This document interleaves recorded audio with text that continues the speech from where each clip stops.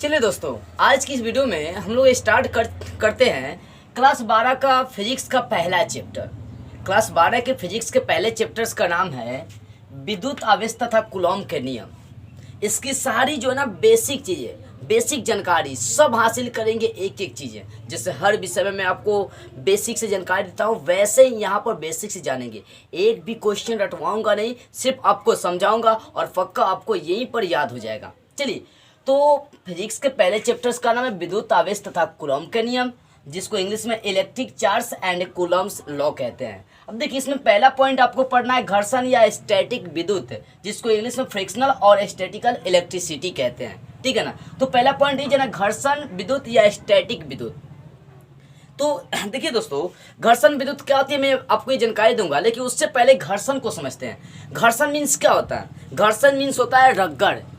जब मान लीजिए कि दो वस्तुओं के बीच हम लोग घर्षण करते हैं, ऐसे अपने हैंड को आप रगड़ना स्टार्ट कर देते हैं।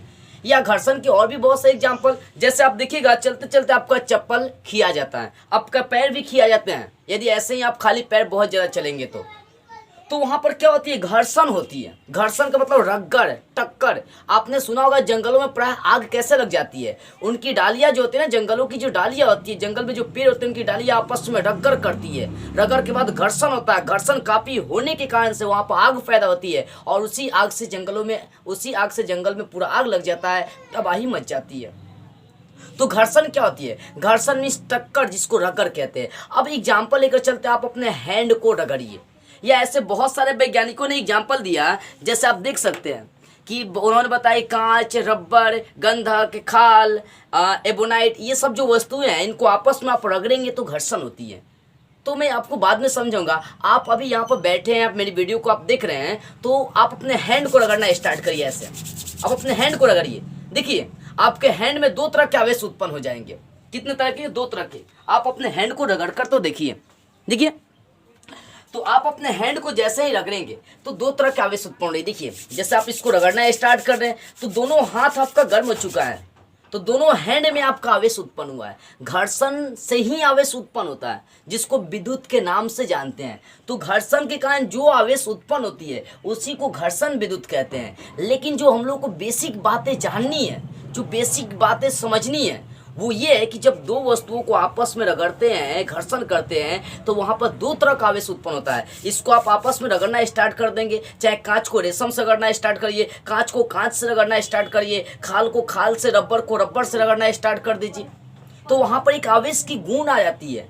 अब कहेंगे कैसे आवेश की गुण आएगी दो वस्तुओं को रगड़ने पर? आप सीधा सा एग्जाम्पल आप देखते हैं कि यहाँ पे काम करिए, कागज के बहुत सारे टुकड़े तोड़ लीजिए और तोड़ को अपने हैंड पर रख लीजिए, और एक कंघी लेकर आप अपने उसके कंघी को अपने कपार में क्या करिए? रगड़ लीजिए। और रगड़ने के बाद क्या करिए कि आप कागज से स्पर्श कराइए। आपको देखने को क्या मिलेगा कि कंघी कागज को कागज का जो टुकड़ा है वो कंघी में सट जाता है। कैसे होती है ये इसलिए होती है कि कंघी को आप जैसे ही कपार में रगड़ते हैं तो रगड़ के कारण, घर्षण के कारण कंघी में आवेश उत्पन्न होता है। आवेश का गुण कंघी में आ जाता है, जिसके कारण से वो कागज के टुकड़े को क्या करता है? अपनी ओर आकर्षित करता है। तो दो वस्तुओं के रगड़ से ही क्या उत्पन्न होते हैं? आवेश, विद्युत चार्ज उत्पन्न होते हैं। इस बात को याद रखिएगा। तो जब मैं अपने हैंड को आपस में रगड़ रहा हूं तो यहाँ पर क्या उत्पन्न होगी? आवेश उत्पन्न होगी। दोनों हैंड में विद्युत का गुण आ जाएगा, आवेश का गुण आ जाएगा। अब यहाँ पर दो तरह के आवेश बन जाएंगे। जब वो रगड़ रहे हैं तो दो तरह के आवेश आएंगे, एक को धन आवेश कहते हैं, एक को ऋण आवेश कहते हैं। क्या कहते हैं? एक को धन आवेश और एक को ऋण आवेश कहते हैं।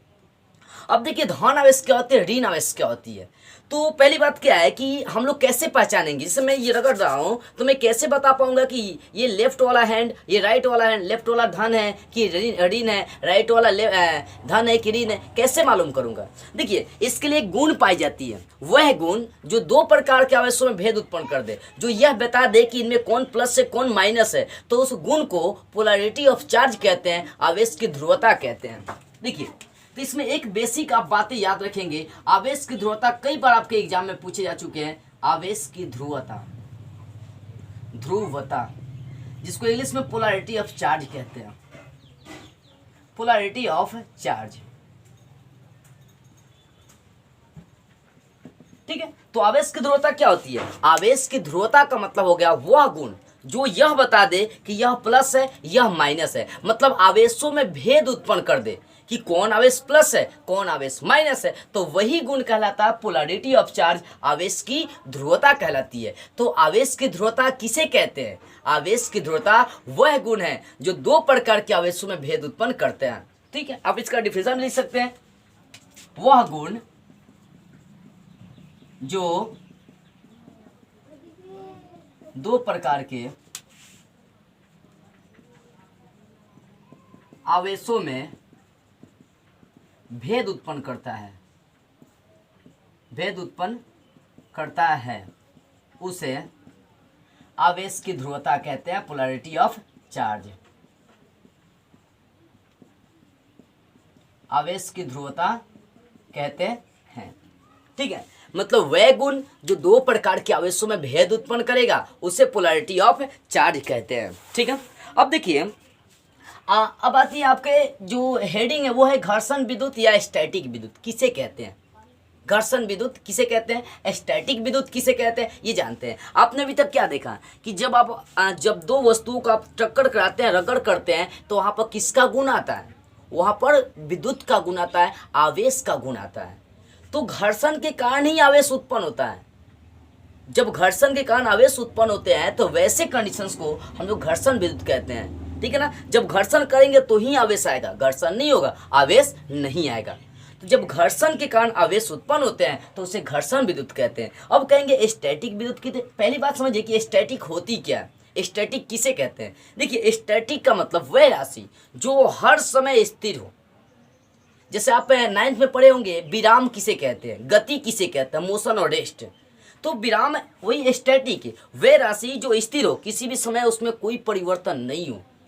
ठीक है, तो घर्षण विद्युत या स्टैटिक विद्युत का मतलब हो गया जब घर्षण के कारण आवेश उत्पन्न होती है, विद्युत उत्पन्न होती है, तो उसे घर्षण विद्युत कहते हैं। सीधी सी बात है। और इसके अंदर आपने क्या क्या देखा कि जब दो वस्तु को रगड़ते हैं तो दो तरह के आवेश उत्पन्न होते हैं। वो दो तरह के आवेश प्लस या माइनस हो सकते हैं, लेकिन ये इन दोनों में जो अंतर स्पष्ट कर देता है उसको पोलैरिटी ऑफ चार्ज कहते हैं। और ऑब्जेक्टिव क्वेश्चन बन सकती है कि जो दो प्रकार के आवेशों में भेद उत्पन्न करता है उसे क्या कहते हैं, उसे पोलैरिटी ऑफ चार्ज कहते हैं। अब तक आपने ये देखा कि दो तरह का आवेश बन सकता है, या तो प्लस प्लस बन सकता है, नहीं प्लस प्लस बन सकता है, नहीं तो माइनस माइनस बन सकता है, या प्लस हो सकता है नहीं तो माइनस हो सकता है, या माइनस हो सकता है नहीं तो प्लस। यही ना दो तरह का आवेश होगा, यही ना आवेश होगा, प्लस प्लस नहीं तो माइनस माइनस। देखिए जहां पर समान आवेश आवे, प्लस प्लस या माइनस माइनस, उसको सजातीय आवेश कहते हैं। कौन सा आवेश कहते हैं? सजातीय आवेश। ठीक है, और जहां पर अलग अलग आवेश हो उसको विजातीय आवेश कहते हैं। बहुत इंपॉर्टेंट चीज मैं आपको सिखाने जा रहा हूं, इसलिए ध्यान से बात को समझते चलिएगा। दो तरह के आवेश उत्पन्न होते हैं, तो जब सेम आवेश लेंगे प्लस प्लस और माइनस माइनस, दोनों समान होते हैं ना, इसी कारण से उसको सजातीय आवेश कहते हैं। लेकिन जब दोनों आवेश अलग लेकर चलेंगे, एक प्लस एक माइनस, तब वो होता है विजातीय आवेश। तो देखिए जब भी सजातीय आवेश जो होते हैं ना, सजातीय आवेश वो प्रतिकर्षण बल उत्पन्न करते हैं। प्लस को प्लस के नजदीक लाएंगे, चाहे माइनस को माइनस के नजदीक लाएंगे, तो वो एक दूसरे से दूर भागेंगे। मतलब वहां पर प्रतिकर्षण बल लगता है, रिपल्सन फोर्स कहते हैं इसको इंग्लिश में।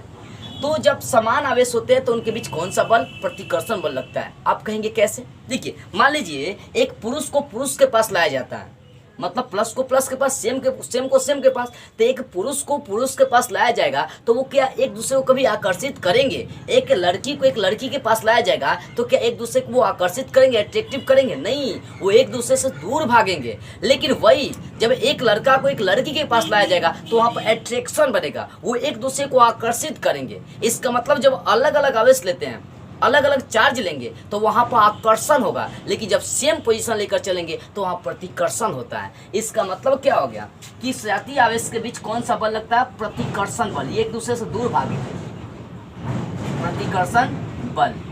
लेकिन जब विजातीय आवेश लेकर चलते हैं तो वहां पर आपका कौन सा बल लगता है? आकर्षण बल। कौन सा बल लगेगा? आकर्षण बल। तो ये मुख्य बातें हैं, इसको ध्यान से समझते चलेगा। बेसिक और इंपॉर्टेंट बातें ऑब्जेक्टिव क्वेश्चन पूछ सकती है कि सजातीय आवेशों के बीच कौन सा लगता है और विजातीय आवेशों के बीच कौन सा बल लगता है। तो ये बातें आप ध्यान रखिएगा। सजातीय आवेशों के बीच प्रतिकर्षण बल और विजातीय आवेशों के बीच आपको आकर्षण बल लगता है। तो यहाँ तक आपने ये सारी बातें समझ ली।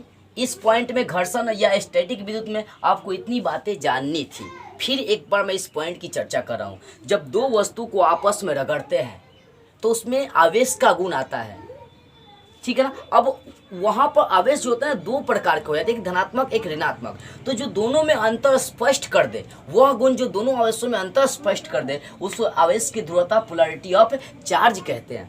अब दो आवेश बन रहे हैं तो वो आवेश सेम भी कभी कल आ सकता है, अलग अलग भी आ सकता है, जैसे कि प्लस प्लस माइनस माइनस या माइनस प्लस या प्लस माइनस। तो जहाँ सेम आवेश आएंगे वहाँ सजातीय होंगे, सजातीय आवेश कहेंगे उसको, और उनके बीच हमेशा प्रतिकर्षण बल लगता है। जहाँ अलग अलग आवेश होंगे उसको विजातीय आवेश कहते हैं, और उनके बीच हमेशा आकर्षण बल लगता है। इस बात को आप ध्यान से रखिएगा। और घर्षण विद्युत किसे कहते हैं? तो घर्षण के कारण ही विद्युत का गुण आता है किसी भी वस्तु में। घर्षण के कारण ही किसी भी वस्तु में विद्युत का आवेश का गुण आता है, इसी कारण से उस वस्तु को घर्षण विद्युत कहते हैं। इस बात को आप ध्यान रखिएगा। अब चलिए अगले पॉइंट की ओर चलते हैं। अब जानते हैं आवेश और उसका क्वांटमीकरण के बारे में। अभी तक आपने क्या देखा कि जब दो वस्तुएं घर्षण करती है तो उनके बीच आवेश का गुण आता है, आवेश दो तरह के वहाँ पर निकलते हैं, और जो दोनों आवेशों में भेद उत्पन्न करता है उसे आवेश की ध्रुवता कहते हैं। लेकिन अब जानते हैं आवेश क्या है और उसका क्वांटमीकरण क्या है। आवेश किसे कहते हैं और आवेश का क्वांटमीकरण क्या है, ये आवेश के बारे में जानना। तो आवेश का सिंपल सा डिफिनेशन आप यही दे सकते हैं कि जब दो वस्तुओं के बीच घर्षण करते हैं तो वहाँ पर आवेश उत्पन्न हो जाता है, ठीक है ना। वहाँ पर आवेश ऑटोमेटिक आपका उत्पन्न होगा। अब देखिए क्या है ना कि मान लीजिए कि आपके पास कोई आवेश है, ये एक बड़ा सा आपके पास आवेश है। जब इस आवेश को आप छोटे छोटे टुकड़ों में काटना स्टार्ट कर दोगे तो आवेश के इसी गुण को हम लोग आवेश का क्वांटमीकरण कहते हैं। आवेश का क्वांटमीकरण क्या है कि आवेश को छोटे छोटे टुकड़ों में विभाजित करने के गुण को ही आवेश का क्वांटमीकरण, क्वांटमीकरण मतलब उसको डिवाइड करना पैकेटों के रूप में। जब आवेश को छोटे छोटे पैकेटों के रूप में डिवाइड करते हैं, बांटते हैं, तो आवेश के इस गुण को आवेश का क्वांटमीकरण कहते हैं। आवेश का क्वांटमीकरण क्या है, ये सारी बातें मैं आपको समझाऊंगा ध्यान से, ठीक है ना। देखिए, तो आवेश का मतलब समझ गया कि दो वस्तु के बीच जब घर्षण करेंगे तो वहाँ पर आवेश का गुण उत्पन्न होता है। वो दो तरह के आवेश उत्पन्न होते हैं, एक धनात्मक एक ऋणात्मक आवेश। उसके बाद क्वांटमीकरण की बात करते हैं, तो जब आवेश को छोटे छोटे टुकड़ों में काट सकते हैं, विभाजित कर सकते हैं, तो आवेश के इस गुण को आवेश का क्वांटमीकरण कहते हैं, ठीक है ना। अब देखिए, तो मतलब आवेश का जो क्वांटमीकरण होता है, मान लीजिए कि आपका ये आवेश है, इसको आपने छोटे छोटे टुकड़ों में विभाजित कर दिया, ठीक है ना। छोटे छोटे टुकड़ों में आपने क्या किया, डिवाइड कर दिया, प्लस माइनस एन भी लिख सकते हैं। एन का मतलब संख्या, ई का मतलब इलेक्ट्रॉन, इलेक्ट्रॉन भी तो एक चार्ज ही होता है, मैं आपको बता रहा हूँ। तो जब आवेशों को छोटे छोटे टुकड़ों में विभाजित करेंगे, यानी इलेक्ट्रॉनों की संख्या आप बोल सकते हैं, Q बराबर N आप कह सकते हैं। मैं क्या कर रहा हूँ, आवेश को काट काट के उसके छोटे छोटे संख्या में डिवाइड कर रहा हूँ आवेश को। तो जब आवेश को छोटे छोटे टुकड़ों में काट सकते हैं तो आवेश के इसी गुण को आवेश का क्वांटमीकरण कहते हैं, चार्ज ऑफ क्वांटाइजेशन। आवेश का क्वांटमीकरण, आवेश और उसका क्वांटमीकरण, जिसको इंग्लिश में चार्ज एंड इट्स क्वांटाइजेशन कहते हैं, ठीक है ना। तो क्वांटमीकरण किसे कहते हैं, आवेश को छोटे छोटे टुकड़ों में बांटने के गुण को ही आवेश का क्वांटमीकरण कहते हैं। Ne का मतलब हो गया, N का मतलब संख्या, यानी इलेक्ट्रॉनों की संख्या, जितने इलेक्ट्रॉनों की संख्या में उसको आवेश को काट रहे हैं वही उसका गुण क्या कहलाता है, आवेश का क्वांटमीकरण। तो आवेश बराबर सूत्र ये होता है Ne। इसका न्यूमेरिकल में हम लोग यूज करेंगे, जब न्यूमेरिकल के क्वेश्चन को सॉल्व करेंगे तो उसमें सारे सूत्र का बेसिकली यूज करेंगे। तो Q बराबर सूत्र होता है प्लस माइनस Ne। अब देखिए कि यहाँ पर आप देखते हैं ये कि आवेश को एक सतत पैकेटों के रूप में लिख सकते हैं, ठीक है ना, क्वांटमीकरण को। अब कैसे लिखेंगे, तो आप लिख सकते हैं,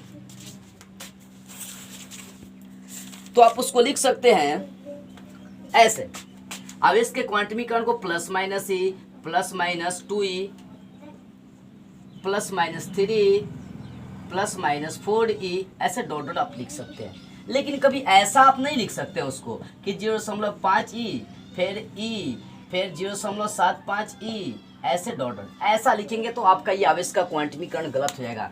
क्योंकि देखिए आवेश को छोटे छोटे टुकड़ों में विभाजित कर सकते हैं, आवेश के इसी गुण को आवेश का क्वांटमीकरण कहते हैं, और एक सतत पैकेटों के रूप में चलता है, लगातार चलता है। ई के बाद 2e 3e 4e 5e ऐसे दिया हो तो ये आपका एक आवेश का क्वांटमीकरण बनाता है। लेकिन यहाँ पर कोई आवेश का क्वांटमीकरण नहीं, यहाँ पर समता है ही नहीं, सतत मतलब असंतत पैकेट के रूप में चल ही नहीं रहा है ये, ठीक है ना। क्योंकि यहाँ पर 5e होगा 0.5 होगा, ई होगा 0.5, यहाँ पर कोई एक नियम कानून दिखाई नहीं आपको दे रही है।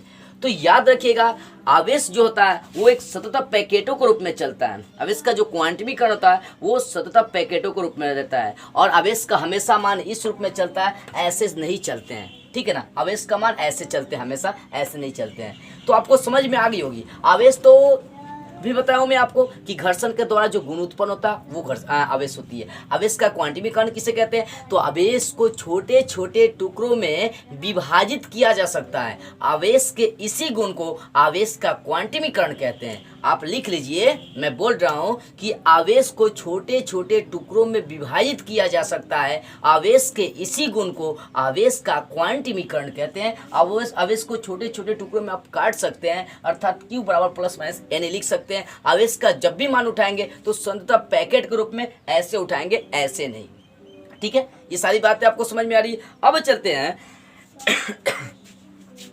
कुछ हम लोग बातें इलेक्ट्रॉन के बारे में जानते हैं कि इलेक्ट्रॉन पर आवेश कितना होता है। देखिए पहली बात आप जान लीजिए किसी परमाणु के बारे में। देखिए यहाँ पर जानते हैं कि किसी परमाणु के अंदर जो केंद्र होता है इसको नाभिक कहते हैं, नाभिक केंद्र। तो केंद्र में दो तरह के कण होते हैं। परमाणु के नाभिक में कौन कौन कण होते हैं मैं यहाँ पर लिख रहा हूँ।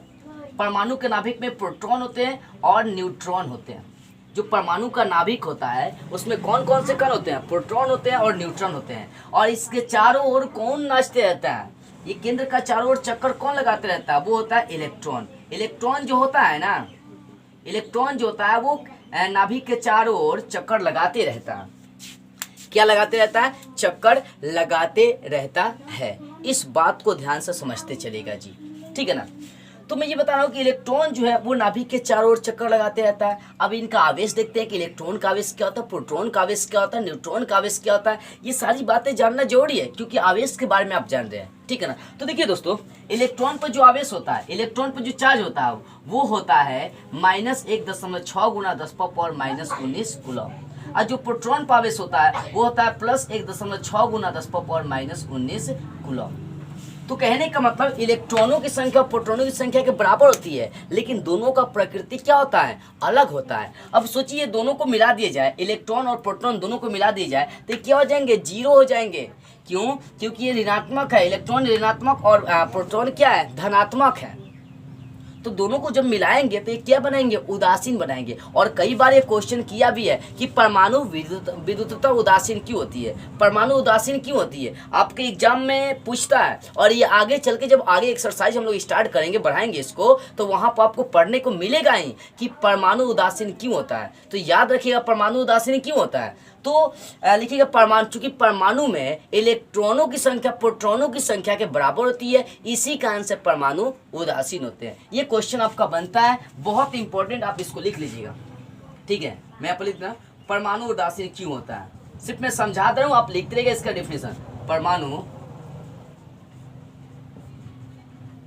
उदासीन क्यों होता है, तो आप क्या बोलेंगे कि चूंकि परमाणु में इलेक्ट्रॉनों की संख्या प्रोटॉनों की संख्या के बराबर होती है, इसी कारण से परमाणु क्या होते हैं? उदासीन होते हैं। तो अभी तक आपने ये देखा कि इलेक्ट्रॉन पर आवेश कितना होता है? -1.6 गुना 10⁻⁻19 कूलम। प्रोटॉन पर आवेश कितना होता है? +1.6 गुना 10⁻⁻19 कूलम, ठीक है।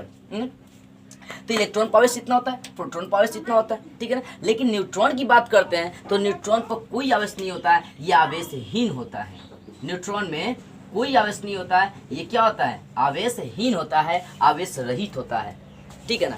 तो ये बातें आपको समझ में आ गई है परमाणु के अंदर की कि परमाणु के चारों ओर जो चक्कर, परमाणु के नाभिक के चारों ओर जो चक्कर लगाता है उसको इलेक्ट्रॉन कहते हैं। और इलेक्ट्रॉन के ऊपर जो आवेश होता है वो होता है -1.6 गुना 10⁻⁻19 कूलम।